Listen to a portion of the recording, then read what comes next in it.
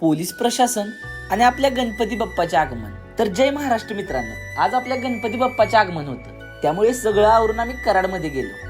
आपण जगाच्या पाठीशी कुठेही असो, पण गणपती बाप्पाच्या आगमना दिवशी आपण आपल्या घरी नक्की येतो.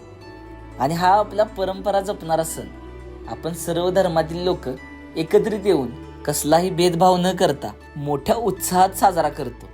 पण आपण कधी आपल्या पोलीस बांधवांचा विचार करता का?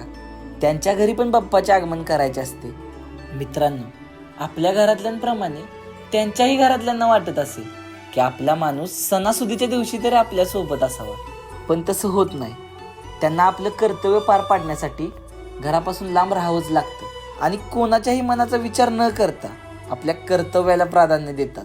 आपण आपल्या बाप्पाचे आगमन सुरक्षितपणे आणि मोठ्या जल्लोषात साजरा करण्यासाठी आपले पोलीस बांधव दिवस रात्र, ऊन वारा पाऊस कशाचाही विचार न करता ट्रॅफिक कंट्रोल करतात. कोणत्याही मंडळात कसलीच दुर्घटना घडू नये त्यासाठी ते काटेकोरपणे लक्ष देतात. ते रस्त्यावर उभे असतात, ते म्हणजे आपल्या सुरक्षितेसाठी. पोलीस म्हणजे भक्षक नसतात, ते आपले रक्षक असतात आणि ते फक्त आपल्याला अडचणीच्या काळातच आठवतात. खरं तर त्यांचे आभार कोण मानत नाही, पण मी आज संपूर्ण कराड शहराच्या वतीनं मनापासून त्यांचे आभार मानतो आणि मानाचा सलाम करतो. जय हिंद, जय महाराष्ट्र.